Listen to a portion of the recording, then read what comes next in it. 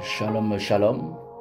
Je vous salue dans le nom de Jésus-Christ. Vous êtes à votre émission Appel de minuit pour l'édification et la préparation des enfants du Seigneur Jésus-Christ aux noces, n'est-ce pas, de l'agneau.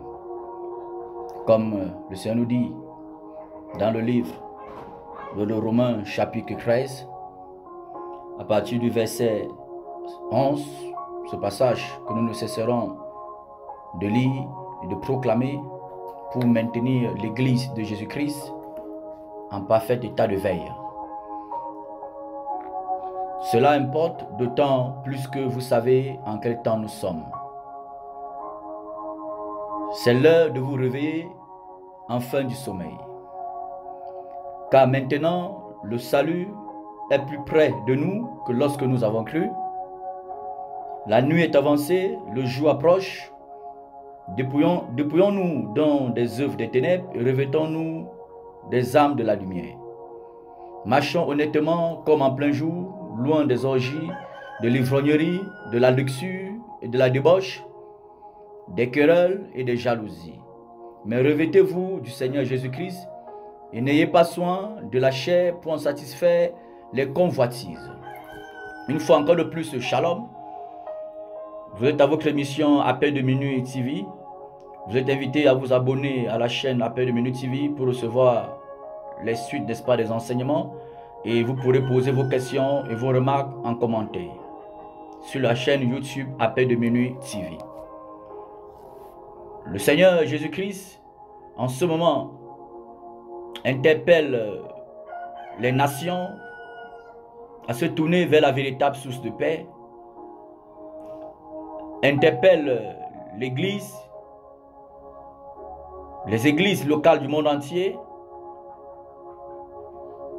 à garder les yeux fixés sur Jésus-Christ seul, et pour ceux qui se sont détournés, qu'ils ramènent, n'est-ce pas, les regards de leur cœur vers le Seigneur de gloire, Yeshua HaMashiach.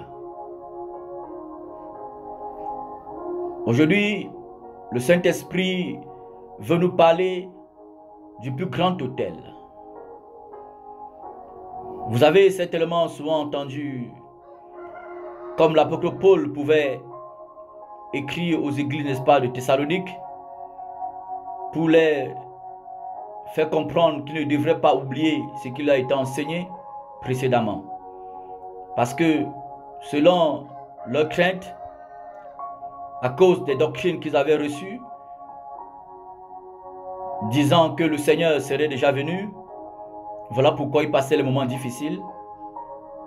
Là que Paul les interpellait là-dessus, à faire attention aux mauvais ouvriers, à faire attention aux imposteurs, à faire attention à l'esprit, n'est-ce pas, de l'Antéchrist. C'est pourquoi le Seigneur, par la bouche de l'apôtre Paul, s'adressait aux Philippiens et s'adresse à nous en disant dans le livre de Philippiens chapitre 3, à partir du verset 17. Soyez tous mes imitateurs, frères, et portez les regards sur ceux qui marchent selon le modèle que vous avez en nous. Car il en est plusieurs qui marchent en ennemis de la croix de Christ.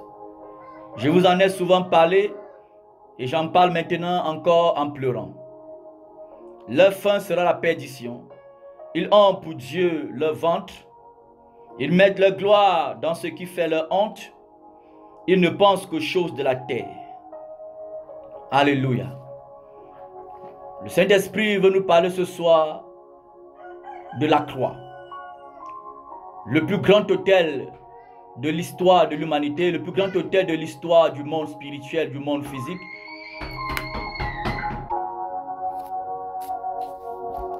L'histoire de l'humanité et l'histoire même du monde spirituel a connu un autel au-dessus de tous les autels.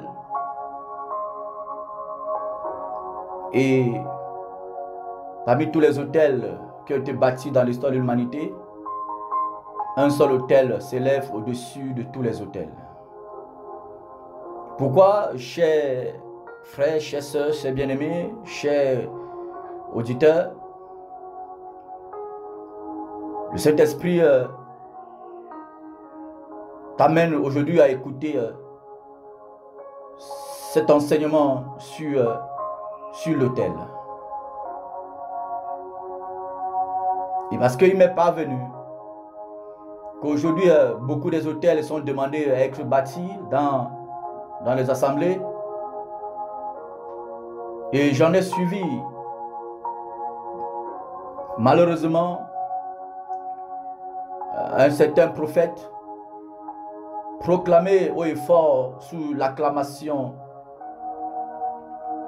des âmes, sous l'acclamation des brebis du Seigneur, que l'autel ou la croix ou encore le sacrifice de Jésus-Christ n'a pas tout accompli, que le sacrifice de Jésus-Christ aurait seulement apporté le salut de l'âme aux hommes et aux femmes qui croient en Jésus-Christ. Et pour avoir certaines autres choses en dehors ou en plus du salut, il y a des sacrifices qu'il faut faire. Lorsque la mention de sacrifice est faite, cela appelle à un autel. Parce que dans le monde spirituel, un sacrifice est posé, construit, déposé sur un lieu de sacrifice qui est appelé autel.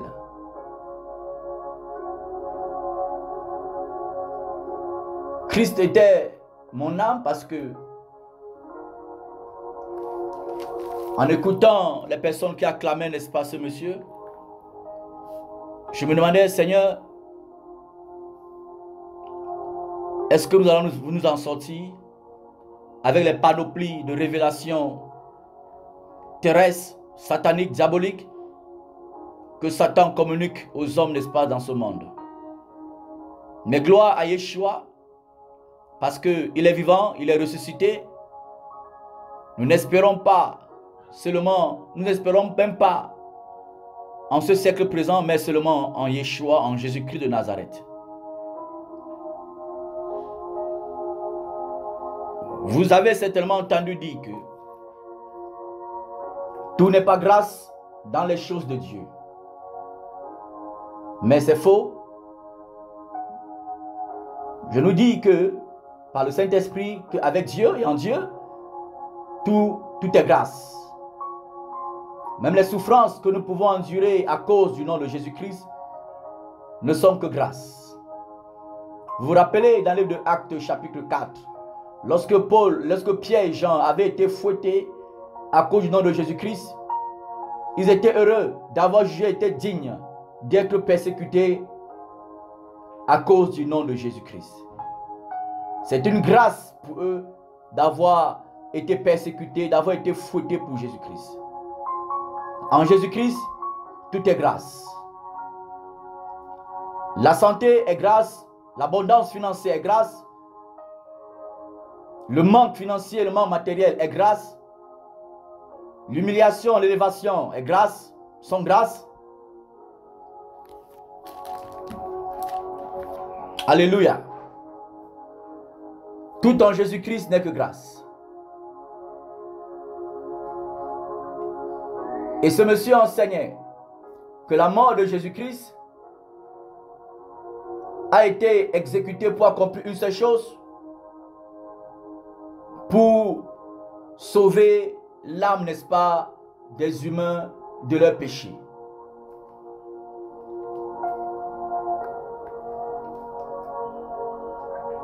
Et en disant que toutes les personnes qui disent que tout est grâce, tout est accompli, prêchent un évangile qui vient tout droit de l'enfer. Et vous comprendrez avec moi que une telle personne qui dit les thèses de énormité, lui-même déjà, il dormirait certainement à côté, n'est-ce pas, de Satan lui-même en personne. Ou l'oreiller, n'est-ce pas, qui garnit, n'est-ce pas, sa tête lorsqu'il dort, c'est la tête de Satan même. Et en faisant mention de l'autel de sacrifice qui a été construit, l'autel, le plus grand autel, qui est la croix de Jésus-Christ. Parce que la Bible nous dit que nous prêchions la croix. Dans 1 Corinthiens chapitre 1, nous prêchions la croix. Et la croix égale Jésus-Christ crucifié. Jésus-Christ est le sacrifice qui est monté sur l'autel le plus élevé du monde. Lorsque on nous fait comprendre, par exemple, que avec Jésus-Christ, on a le salut de notre âme, mais pour le reste, nous devons faire des sacrifices. Comprenez que ce n'est pas le Saint-Esprit qui parle par cet individu, mais c'est l'esprit, n'est-ce pas, du mal. Le Seigneur nous dit dans sa parole, dans le livre d'Hébreux, un seul sacrifice, une seule offrande a été donnée pour le salut, n'est-ce pas, de l'humanité. Jean 3,16 nous dit que Dieu a tant aimé le monde et il a donné son Fils unique, Jésus-Christ, afin que quiconque croit en lui ne périsse point, mais qu'il ait la vie éternelle.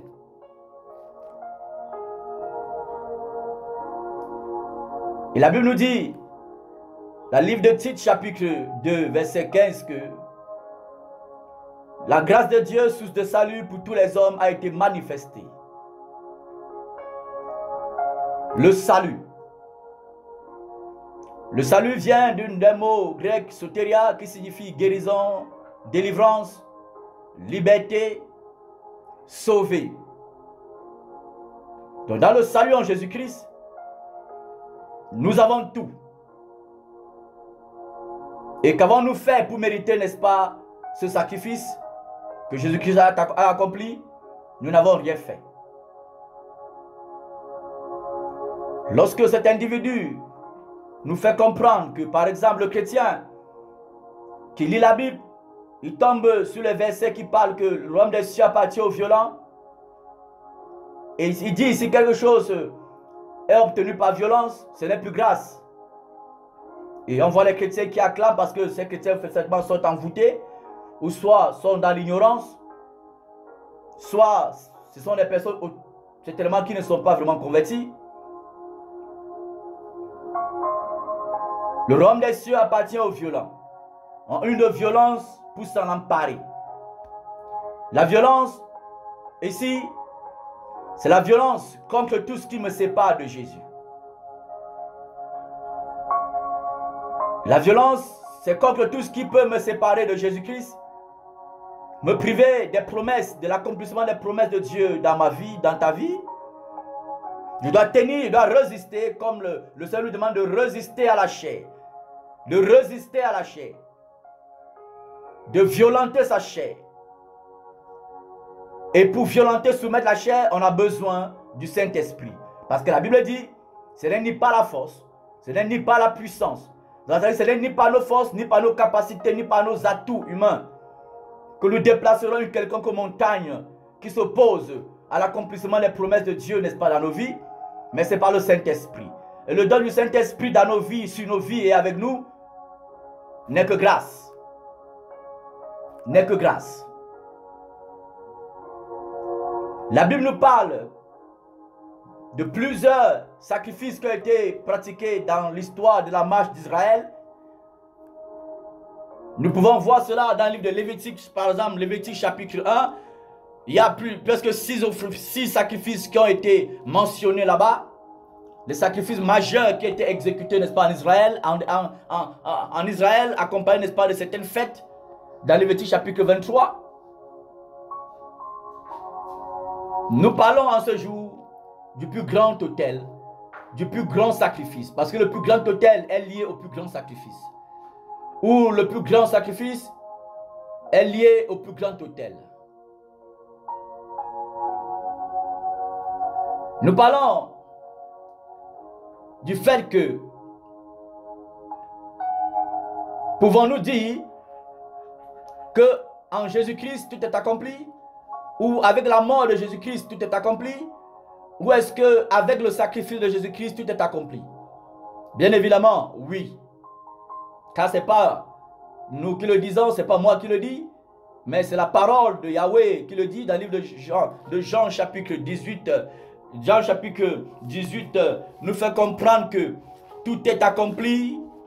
Tout est accompli lors de la mort du Seigneur Jésus-Christ. Lorsque le sacrifice de Yeshua a été achevé, lui-même il a dit que tout est accompli. Tout est accompli. Alléluia. Et tout est accompli. Jean 19, verset 30. Tout est accompli.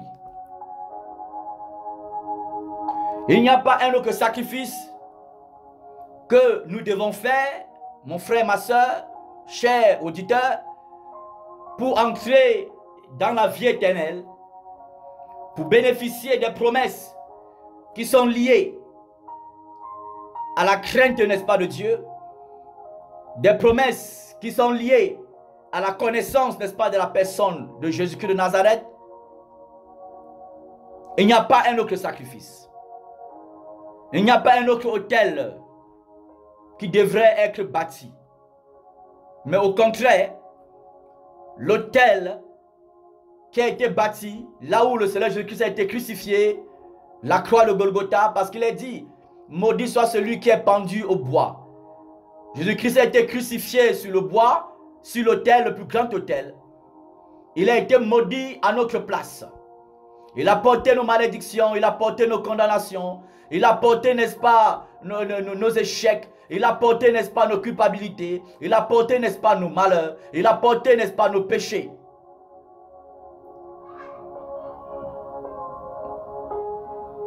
Alléluia. Mon travail, ma responsabilité, c'est d'invoquer Jésus-Christ et l'accepter comme Sauveur et Seigneur et de marcher continuellement dans sa crainte jusqu'à ce qu'il revienne. Jusqu'à ce qu'il revienne. Je reste fixé à la croix qui est Jésus-Christ de Nazareth. Je répands, n'est-ce pas, mon âme sur cette croix, sur ce sacrifice, en demeurant tous les jours au pied, n'est-ce pas, de Jésus-Christ de Nazareth, qui est le sacrifice parfait, qui garantit le salut de mon âme, qui garantit même le bien-être spirituel et physique, mon épanouissement spirituel et physique sur la terre pendant mon parcours terrestre.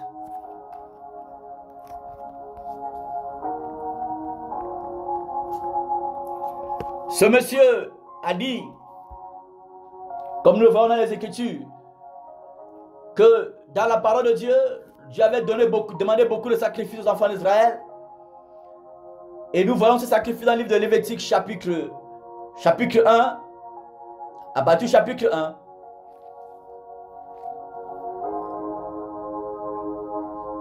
Certaines de ces personnes enseignent qu'il y a un sacrifice qui a été exécuté pour le pardon des péchés, pour expier le péché, ce qu'on appelle l'offrande, n'est-ce pas, ou le sacrifice d'expiation. Mais dès que ton péché est ôté, tu dois faire d'autres sacrifices pour avoir certainement la percée financière, pour avoir le mariage, pour avoir la guérison, pour avoir le succès, pour avoir la promotion, les visas. Tout cela, c'est du mensonge. Rappelez-vous, chers frères, chers auditeurs, qu'il est écrit dans le livre d'Ésaïe, chapitre 59, que ce sont vos péchés qui me séparent de vous.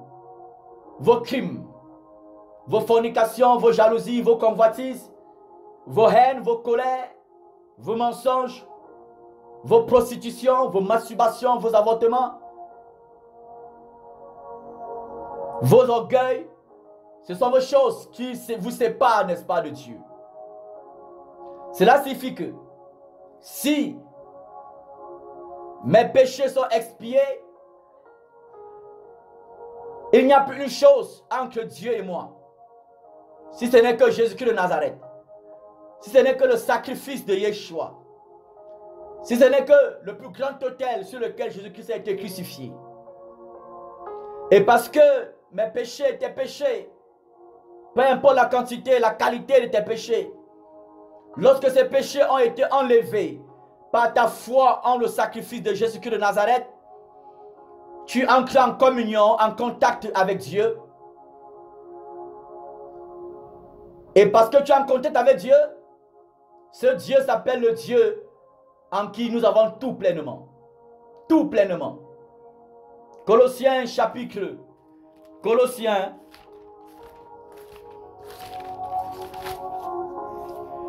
Colossiens chapitre. Nous connaissons certainement ce passage. Colossiens chapitre 1.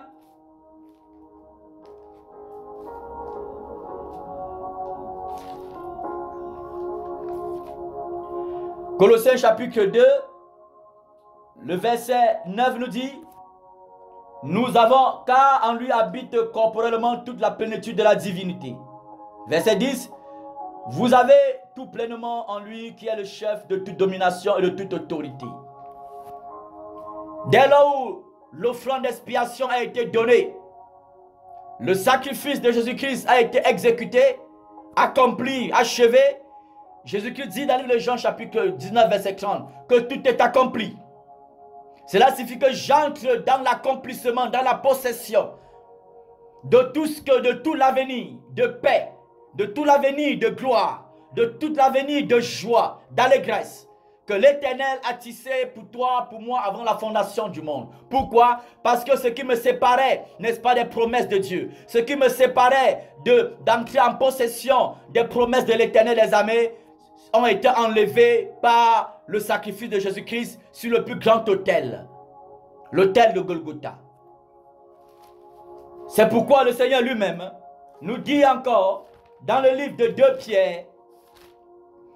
Pierre chapitre 1, à partir du verset 3, sa divine puissance nous a donné tout ce qui contribue à la vie et à la piété, au moyen de la connaissance de celui qui nous a appelés par sa propre gloire. Par sa propre gloire et par sa vertu. Celle-ci nous assure de sa part les plus grandes et les plus précieuses promesses, afin que par elles vous deveniez participants de la nature divine, en fuyant la corruption qui existe dans le monde par la convoitise. Alléluia. C'est pourquoi, lorsque on nous fait comprendre que nous devons bâtir encore des autels, parce que tout n'est pas grâce dans le Seigneur, parce que selon ces personnes, selon ces doctrines, pour que Dieu opère certaines choses en nous, nous donne certaines choses, il faudrait que nous fassions encore des sacrifices, nous bâtissons encore des autels. C'est du mensonge. Tout autel que tu bâtis, après que Dieu ait bâti son propre autel,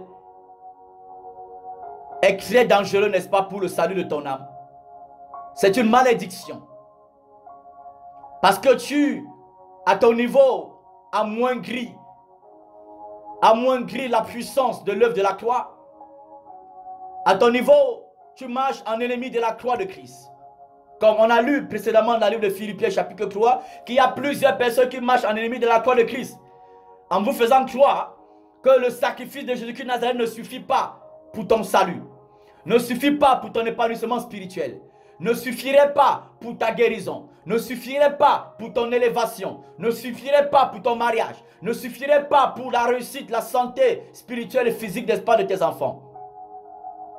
Mais bien au contraire, le sacrifice de Jésus-Christ suffit pleinement pour tout ce qui est nécessaire pour ta marche terrestre et pour la vie éternelle en Jésus-Christ de Nazareth.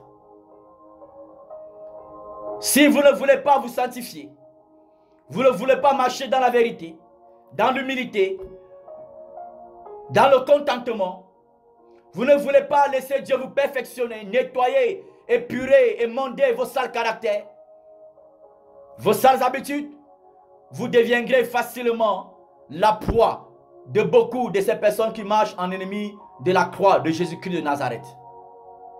Parce que vous chercherez certainement à écouter ce qui vous donne des raccourcis pour accéder à ce que vous désirez, n'est-ce pas, obtenir. Alléluia. Que le nom de Yahweh, de Yeshua soit béni pour sa merveilleuse parole, pour l'œuvre de la croix qu'il a accomplie pour nous. Cette œuvre qui donne à ceux qui ont réellement et pleinement foi en Jésus-Christ d'entrer tous les jours en possession de ce dont Dieu les a réservés, de ce que Dieu les a promis. Les donne d'entrer tous les jours en possession de la victoire sur le péché, la victoire sur les puissances sataniques, la victoire sur les puissances occultes, la victoire sur les puissances démoniaques. Gloire soit rendue à Yeshua, à Mashiach. C'est pourquoi le Seigneur dit que les dominations, les autorités connaîtront par l'Église la sagesse infiniment variée de Jésus-Christ de Nazareth. Comment connaîtront-ils cela? Parce qu'il est écrit dans le livre de Colossiens que nous lirons tout à l'heure que le Seigneur a accompli les choses merveilleuses, extraordinaires pour nous qui marchons par la foi en lui. Pour nous qui avons pour seule espérance Jésus-Christ de Nazareth. Jésus-Christ de Nazareth. Alléluia. Lorsque on nous amène dans Lévitique, par exemple, chapitre 1, 2, 3, 4, on nous fait croire, on nous fait comprendre que parce qu'il y avait plusieurs sacrifices, notamment le sacrifice d'expiation, puisque le Seigneur Jésus-Christ a déjà accompli, n'est-ce pas, c'est-à-dire offert comme notre victime expiatoire, selon 1 Jean chapitre 2, verset 1 à 2, il s'est offert comme notre victime propitiatoire, expiatoire. Nous devons encore bâtir certains autels pour n'est-ce pas, tisser cela comme des points de contact avec Dieu pour l'accomplissement, l'exécution, n'est-ce pas, de nos promesses dans nos vies. C'est faux, mon frère, c'est faux, ma soeur, c'est faux, femme de Dieu, c'est faux, homme de Dieu.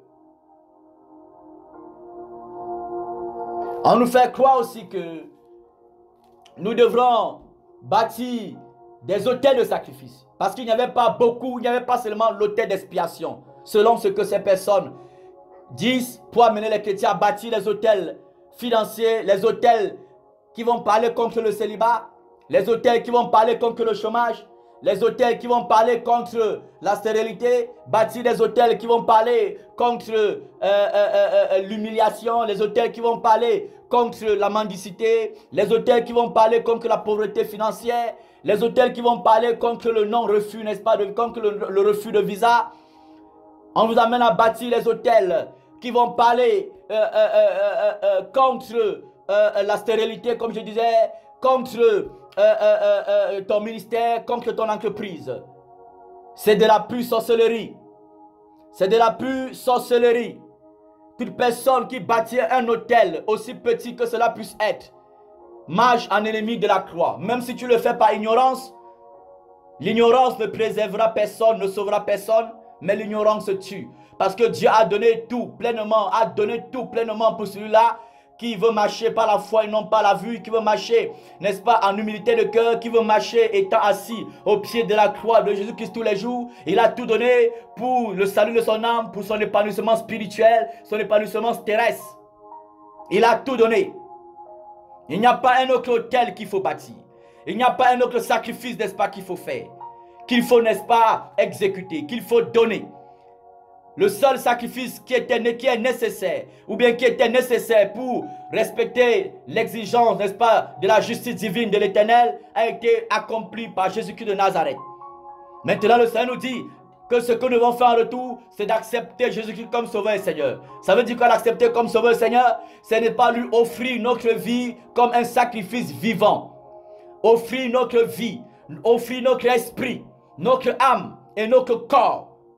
Pas seulement notre âme, pas seulement notre cœur, mais même notre corps. Nous devons les offrir toutes ces trois parties de notre être à Dieu comme un sacrifice vivant. Afin que, non plus notre volonté, mais la volonté de celui-là qui est mort pour nous connecter au Dieu véritable et nous permettre de vivre dans la vie éternelle en dominant, n'est-ce pas, sur le monde spirituel dans lequel, n'est-ce pas, nous sommes. Sans nous laisser, n'est-ce pas, pénétrer par, n'est-ce pas, par l'influence, n'est-ce pas, extérieure, par l'influence, n'est-ce pas, du monde. Alléluia. Le Seigneur nous dit, chers frères, chers auditeurs, dans le livre de Lévitique, chapitre 1, toujours, il y avait plusieurs offrandes, plusieurs sacrifices.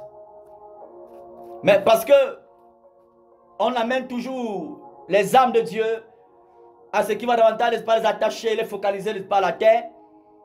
Mais ces personnes, et malheureusement, on a beaucoup de milieux chrétiens, ces différentes offrandes ou sacrifices ne sont pas enseignés correctement par l'esprit, n'est-ce pas, de Yeshua, par l'esprit de Jésus-Christ. Pourquoi? Parce que toutes les offrandes, les sacrifices qui étaient pratiqués dans l'ancienne alliance se sont tous accomplis en Jésus-Christ, n'est-ce pas, de Nazareth. Elles préfiguraient la mort, la venue, la mort, ou la venue, le sacrifice et la mort de Jésus-Christ, n'est-ce pas, de Nazareth. Tous ces offrandes, ces sacrifices préfiguraient la mort, la souffrance de Jésus-Christ, ainsi que sa résurrection. C'est pourquoi le Seigneur nous dit, toutes ces choses étaient l'ombre, n'est-ce pas, de l'avenir. La réalité, la vérité se trouve en Jésus-Christ.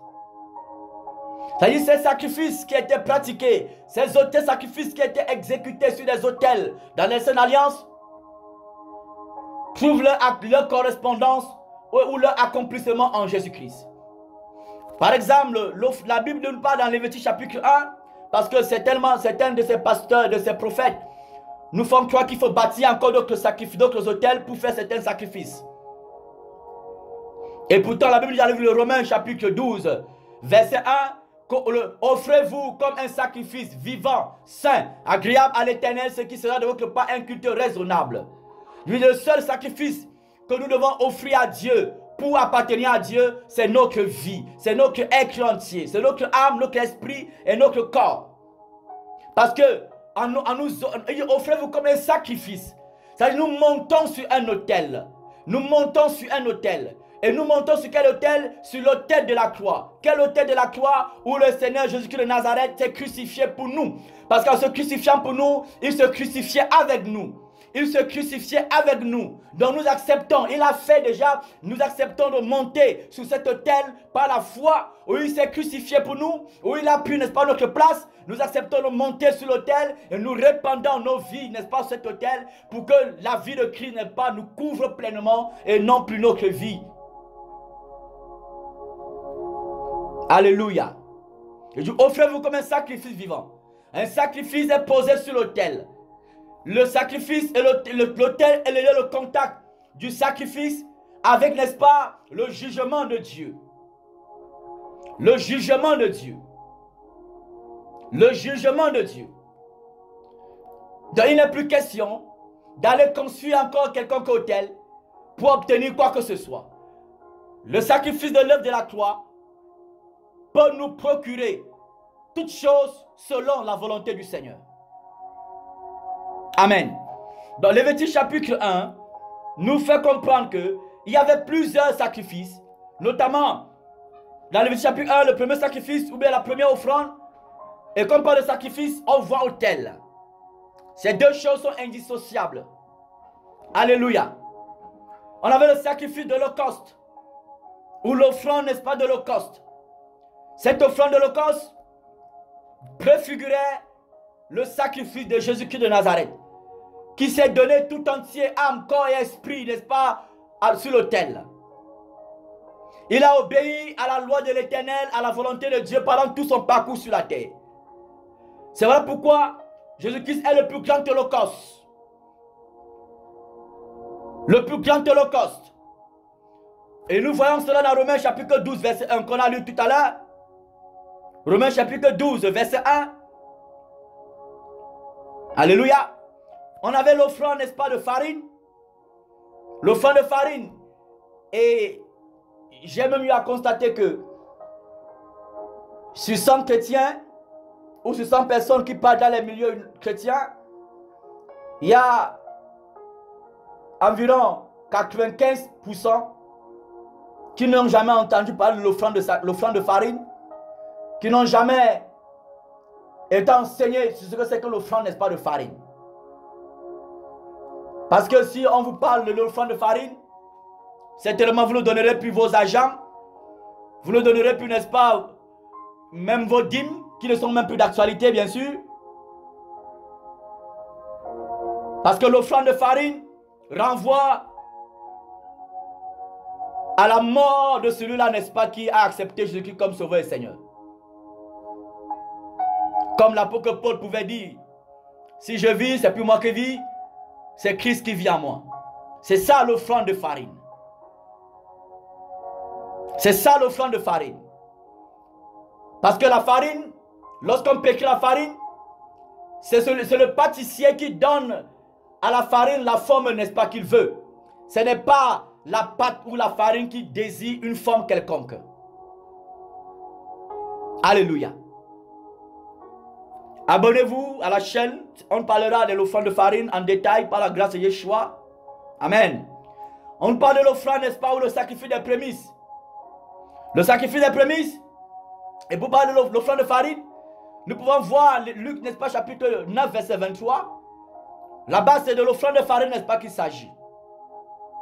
Luc, chapitre 9, verset 23. Nous pouvons aussi lire l'offrande, n'est-ce pas, ou le sacrifice, n'est-ce pas, des prémices, dans le livre de Lévitique, chapitre 1. Nous trouvons tous ces offrandes, ces sacrifices dans le livre de Lévitique, chapitre 1, à Lévitique, chapitre 4, et 5 et 6. L'offrande de prémices ou le sacrifice de prémices, c'était le fruit, ou bien, n'est-ce pas, l'offrande, le sacrifice qui résultait, bien, qui venait, n'est-ce pas, de la première récolte pour ceux qui étaient agriculteurs, ou bien, n'est-ce pas, des premières portées pour ceux qui étaient les éleveurs. C'était donné, n'est-ce pas, en éternel comme offrande, même comme sacrifice de prémices. Mais dans l'église de Jésus-Christ, il n'est plus question de donner, n'est-ce pas, son premier salaire comme offrande de prémices, ou sa première maison, ou sa première voiture. Pourquoi? Parce que l'offrande de prémices qui était pratiquée là-bas annonçait Jésus-Christ comme prémisse des prémices et nous aussi comme prémisse après Jésus-Christ de Nazareth. Pourquoi? Parce que dans la Sainte Alliance, les premiers de l'Égypte ont été frappés, pris par l'Éternel. Et le premier-né, n'est-ce pas, de Dieu sur la terre, Yeshua Mashiach, Jésus-Christ de Nazareth, Jésus-Christ homme, a été aussi frappé par la colère, par la justice divine de Dieu pour nous. Cela signifie que Jésus-Christ en tant que prémisse, il engendre aussi, n'est-ce pas, des prémices. Donc comme les prémices étaient offertes à l'Éternel, moi en tant que prémisse de l'Éternel, je dois m'offrir aussi à l'Éternel comme Jésus-Christ, n'est-ce pas, s'est offert. Comme Abraham avait offert son fils Isaac. Alléluia. Je dois m'offrir à l'Éternel. Et la Bible nous dit dans le livre de Jacques, chapitre 1, verset 18, que nous sommes, n'est-ce pas, les prémices de l'Éternel. Jacques 1, verset 18, que nous sommes les prémices, n'est-ce pas, de l'Éternel. La Bible nous dit, ayant été engendrés, je vais le lire, Jacques 1, verset 18, il nous a engendrés selon sa parole, selon sa volonté, par la parole de vérité, afin que nous soyons en quelque sorte les prémices, n'est-ce pas, de ces créatures. Et dans 1 Corinthiens chapitre 16, ça nous fait comprendre que nous sommes les prémices de l'Éternel. La question qu'on va se poser, c'est que qu'est-ce qu'on faisait des prémices dans l'ancienne alliance? On offrait les prémices à l'Éternel. Donc moi maintenant, nous enfants de Yeshua, de Jésus-Christ, comme nous sommes maintenant les prémices, nous devons nous offrir tous les jours à l'Éternel des armées, chers frères, chers sœurs, chers pasteurs, chers prophètes. Et non appeler les gens à offrir leur premier salaire, leur première maison, leur premier costume. Alléluia. On avait les offrandes, n'est-ce pas, d'expiation, qu'on a parlé tout à l'heure. On avait les offrandes, n'est-ce pas, de culpabilité. Les offrandes, n'est-ce pas, d'action ou sacrifice d'action de grâce. Sacrifice d'action de grâce, c'est un sacrifice qui fait appel à la paix. C'est un sacrifice de paix. Une offrande, n'est-ce pas, de paix. pour montrer, n'est-ce pas, sa reconnaissance, sa gratitude envers l'Éternel. Philippiens, par exemple, chapitre 4, verset 6, nous parle, n'est-ce pas, d'offrir, n'est-ce pas, des actions de grâce à l'Éternel. Et lorsque Dieu demande de nous offrir des actions de grâce, ce n'est pas aller bâtir des hôtels, ce n'est pas aller faire des sacrifices pour espérer avoir quelque chose en retour, mais une offrande, un sacrifice d'action de grâce, elle est premièrement d'abord exécutée par l'expression, n'est-ce pas, de nos lèvres, provenant, n'est-ce pas, de nos cœurs. Ce sont les remerciements que nous agressons à l'Éternel pour nous manifester notre gratitude. Nous manifestons notre gratitude à l'Éternel pour la santé, pour la vie de nos enfants, pour le travail, pour le chômage. Parce que dans le chômage, Dieu te donne la paix, c'est une grâce. Dans la célérité, Dieu te donne la paix, c'est une grâce. Dans le célibat, Dieu te donne la paix, c'est une grâce. C'est une grâce d'avoir la paix de l'Éternel dans le chômage, dans le célibat, sans, n'est-ce pas, te compromettre. C'est une grâce. Tu dis merci à l'Éternel pour cela. Maintenant, une forme, n'est-ce pas, par extension de l'offrande d'action de grâce, qui vient, n'est-ce pas, du cœur de l'individu, de celui-là qui va offrir des actions de grâce à l'Éternel, il est possible qu'il accompagne ses remerciements, la manifestation de sa gratitude à l'Éternel, en faisant des dons. Et le don est donné, n'est-ce pas, volontairement. Si ce n'est pas volontairement, s'il y a manipulation derrière, ce n'est plus un don. Ce n'est plus un don.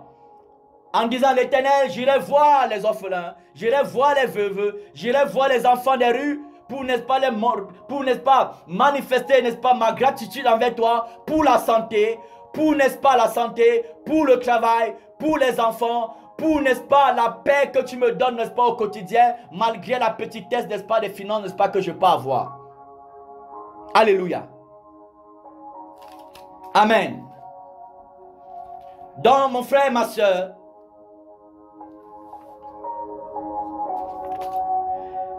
le Seigneur nous dit dans le livre de Colossiens,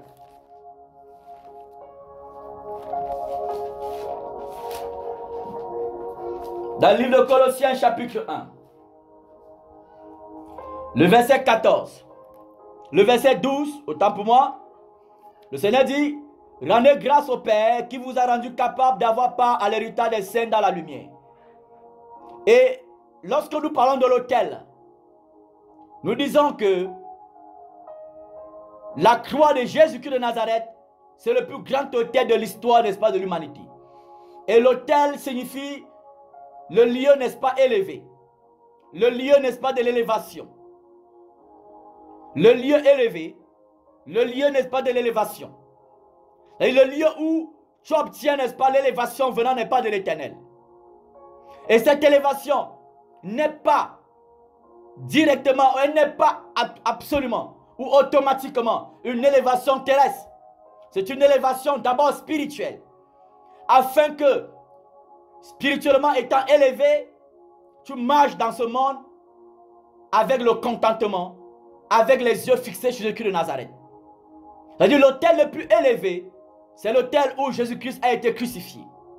Parce que c'est en ce lieu-là que Jésus-Christ a dépouillé les dominations. Il a dépouillé les autorités.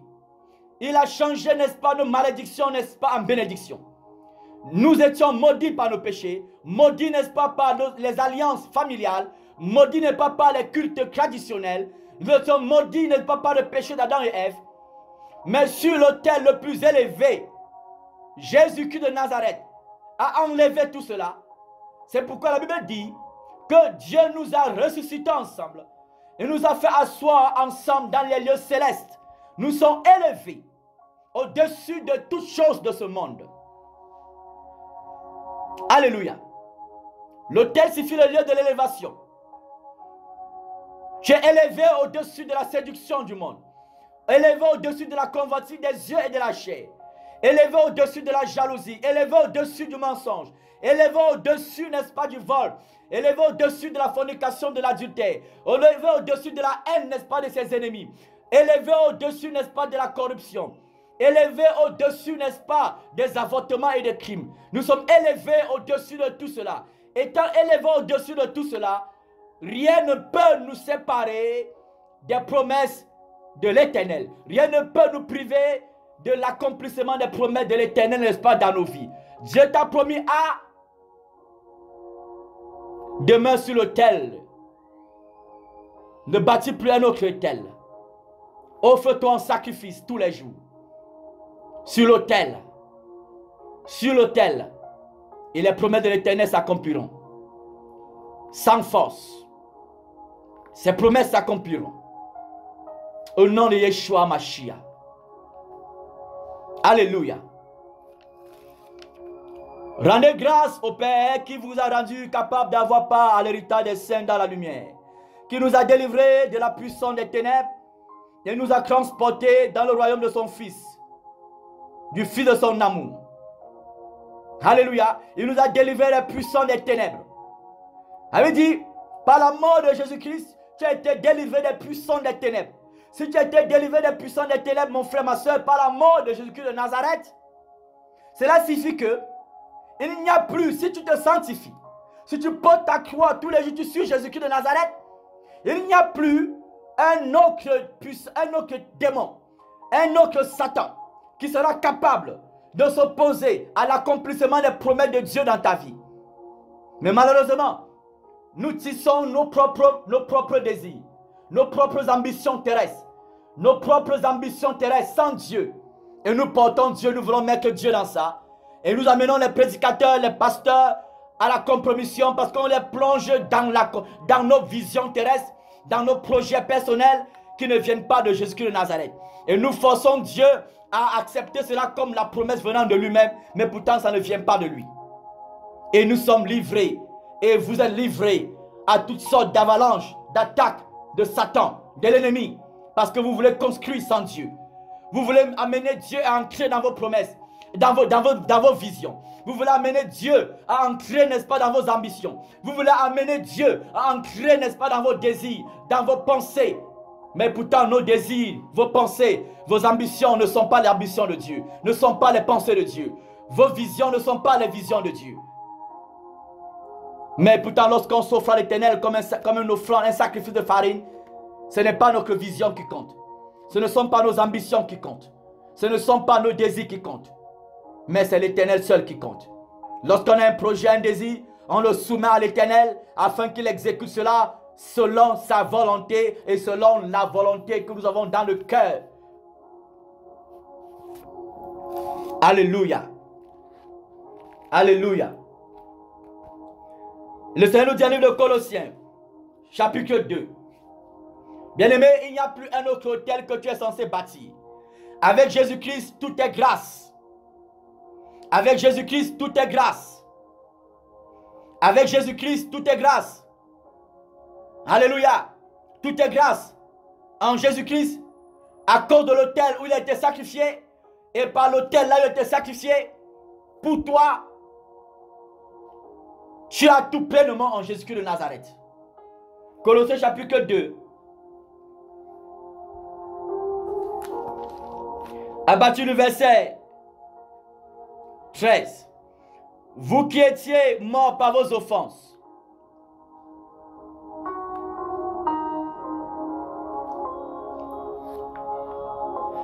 Vous qui étiez morts par vos offenses et par l'incirconcision de vos cœurs, de votre chair.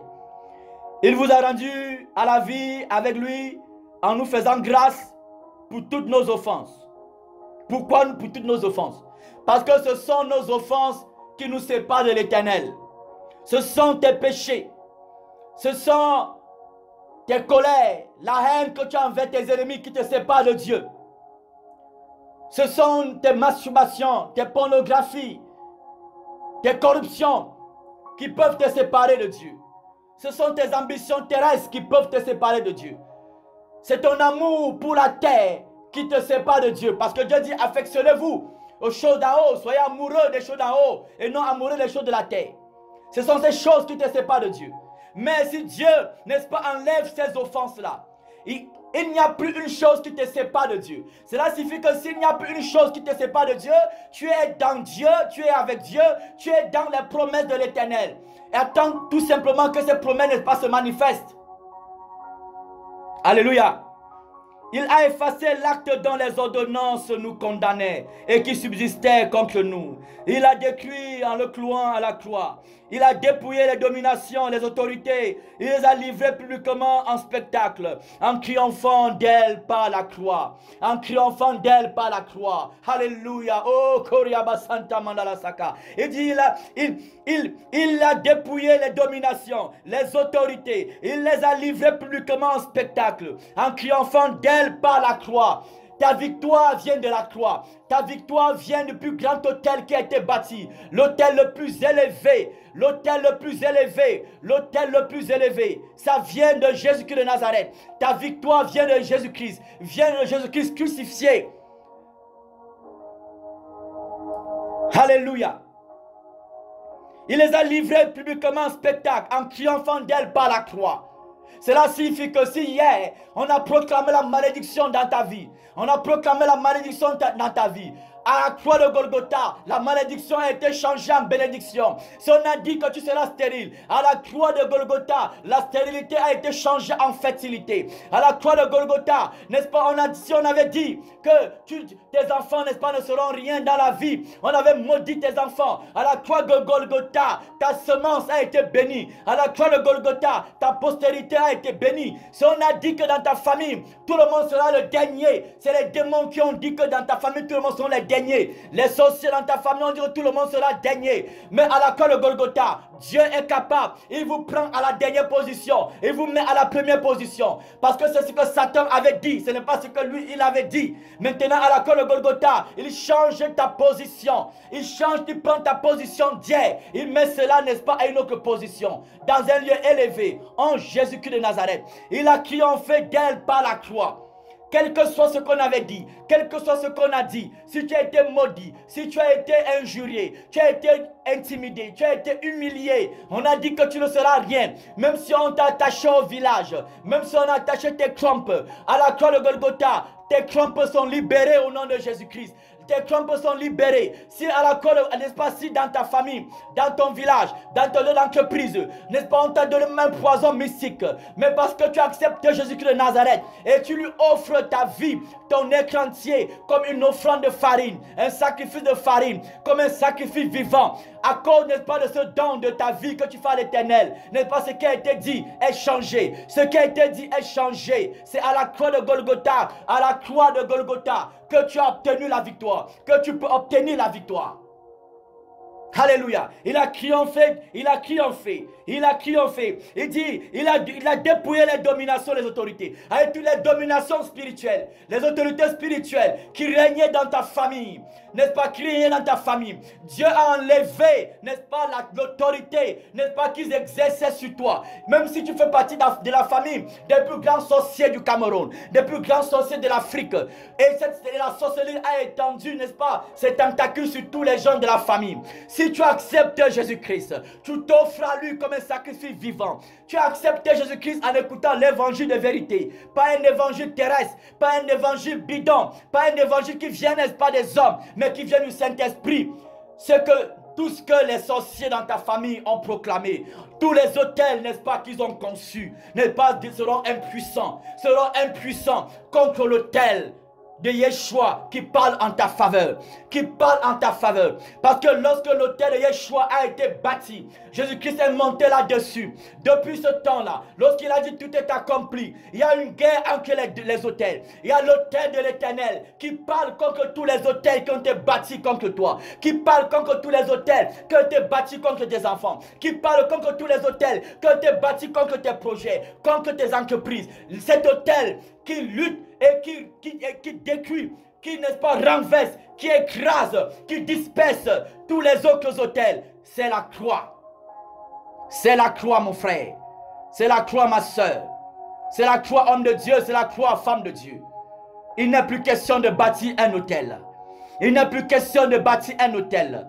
Tu bâtis un hôtel, tu tisses des alliances. Il n'est plus question de bâtir un hôtel. Paul n'a pensé de bâtir un autre hôtel. Pierre n'a pensé de bâtir un autre hôtel. Jésus-Christ a dit, il a bâti un seul hôtel. Un seul hôtel. Et cet hôtel a dit, tout est accompli. Tout est accompli. Pour celui-là qui croit en Jésus-Christ de Nazareth. Alléluia. Alléluia, mon frère. Alléluia. Tout est accompli à la croix de Golgotha. Tout est accompli à la croix de Golgotha. Il a dépouillé les dominations, mon frère. Il a dépouillé les dominations, les autorités. Même si dans ta famille, les gens étaient les violeurs. Il y avait les viols. Il y avait, n'est-ce pas, les incestes passés par là. Et à cause de cela, les démons sont ancrés dans cette famille-là. Mais toi, parce que tu acceptes Jésus-Christ de Nazareth, tu bénéficies de l'impact du dépouillement qui s'est produit à la croix de Golgotha par la mort de Jésus-Christ de Nazareth. Alléluia. Fais seulement confiance à Jésus. Fais seulement confiance à Jésus. Parce que nos pensées ne sont pas les pensées de l'Éternel. Nos voix ne sont pas les voix de l'Éternel. Il a ses voix à lui. Il a ses voix à lui. Et nous devons, n'est-ce pas, nous offrir à lui tous les jours pour vivre pleinement, n'est-ce pas, ses voix. Alléluia, mon frère. Alléluia, ma soeur. Tout est accompli, mon frère. Tout est accompli, ma soeur. Tout est accompli, homme, femme. Tout est accompli à la croix de Golgotha. Il dit que me l'a dépouillé. Il n'y a plus un autre sacrifice qui peut chasser un démon loin de ta maison. Si ce n'est pas le sacrifice qui s'est produit à la croix de Golgotha. Il n'y a plus un autre sacrifice. Il n'y a plus un autre sacrifice. Il n'y a plus une autre offrande qui peut chasser les démons loin de ta famille, loin de tes entreprises, loin de ta maison, loin de ta vie. C'est l'autel qui est la croix, l'autel le plus élevé. La croix de Golgotha. Jésus-Christ crucifié. Tout à l'heure, j'ai dit précédemment, le sacrifice ou l'offrande est lié à l'autel. C'est deux choses indissociables. L'autel n'a de la valeur que parce qu'il est posé sur l'autel. Et pour que le sacrifice soit posé, il faut une chose pour recevoir, n'est-ce pas, le sacrifice. Voilà pourquoi la Bible dit, nous prêchons la croix, Jésus-Christ crucifié. Il est lié à sa croix. Il est lié à la croix. Il est lié à la croix. Alléluia. Donc mon frère, ma soeur, il n'y a plus un autre autel. Si on a même dit que tu vas mourir célibataire, parce que ce n'est pas Dieu qui a dit cela. L'autel où les gens sont placés pour dire cela est détruit face à l'autel où Jésus-Christ a été crucifié. Il n'est pas question d'aller bâtir encore les autels d'argent, les sacrifices d'argent. Si toi, homme de Dieu, pasteur, tu veux l'argent, mais dis clairement que tu veux l'argent. Ne torpille pas la parole de Dieu pour dire que tu veux l'argent. Ne torpille pas la parole de Dieu. Ne diminue pas la parole de Dieu. Non. On ne s'amuse pas avec la croix. On ne s'amuse pas avec la croix. L'autel le plus élevé. Abonnez-vous à la paix de Minute TV. Si vous avez des questions, n'hésitez pas. Posez vos questions, vous laissez vos commentaires. Nous reviendrons certainement dessus lorsque le Saint-Esprit, n'est-ce pas, en donnera, n'est-ce pas, l'ordre. Que Dieu vous bénisse. Que Dieu bénisse le Cameroun. Bénisse son église dans cette nation. Et que Dieu nous donne des creux, des acacias. Vous savez que le bois d'acacia, c'était l'objet qui était utilisé pour bâtir l'autel sur lequel étaient mis les sacrifices. Quand il dit que nous sommes des acacias, cela signifie que, n'est-ce pas, nous devons avoir le bois d'acacia avec une vertu imputrescible. Nous devons être imputrescibles. Cela signifie que nous devons être les personnes qui vivent dans ce monde sans nous laisser influencer par l'extérieur. Car le Maître lui-même a vécu dans le monde, mais le monde n'a jamais pénétré en lui. Le monde n'a jamais pénétré en lui. Jamais. Alléluia. Chers frères, chères sœurs, que Dieu vous bénisse. Sois beaucoup encouragé. Que le Seigneur te relève là où tu es tombé. Le Seigneur, n'est-ce pas, t'éclaire, te donne l'intelligence pour comprendre sa parole. Et que par son Esprit Saint, Dieu te ramène tous les jours au pied de la croix, en ce lieu, n'est-ce pas, fréquent d'humilité et de joie, d'espérance et de foi. Au nom de Yeshua. Soyons tous bénis. Dans le nom de Jésus-Christ de Nazareth. Le Seigneur Dieu dit dans le livre de Matthieu chapitre 10 verset 8. Allez, guérissez les malades, ressuscitez les morts, purifiez les lépreux. Vous avez reçu gratuitement, donné gratuitement. Ne prenez ni bourse ni sac. Ne remplissez pas vos poches d'argent, ne commandez pas l'argent pour guérir, pour recevoir les gens, pour faire les entretiens, pour faire les délivrances. Car vous avez reçu gratuitement, donné gratuitement. Mais ici, on ne parle pas du salut. On ne parle pas ici du salut. On ne parle pas du salut, n'est-ce pas, lié au péché. On parle de prier pour les malades. De manifester, n'est-ce pas, les dons spirituels, la puissance, n'est-ce pas, de Dieu pour guérir les gens. Par le nom de Jésus-Christ, pour libérer, n'est-ce pas, les âmes. Pour purifier, n'est-ce pas, prier, n'est-ce pas, pour la purification de ceux qui sont malades. Mais ils ont reçu gratuitement. Donc il n'y a pas un autre sacrifice, un autre offrande, un autre sacrifice, un autre autel qu'il faut bâtir pour avoir la guérison, pour avoir la délivrance, pour avoir, n'est pas, la percée financière, pour avoir, n'est pas, la promotion. Il n'y en a pas, il n'y en a pas, il n'y en a pas, il n'y en a pas. Mais si on vous fait croire qu'il y en a, ceux qui vous font croire, cela sont des menteurs. Et vous qui acceptez, vous êtes des ignorants. Vous êtes des ignorants. Et l'ignorance tue. Nous avons tout pleinement en Jésus-Christ. En Jésus-Christ. Shalom à vous, dans le nom de Jésus-Christ de Nazareth.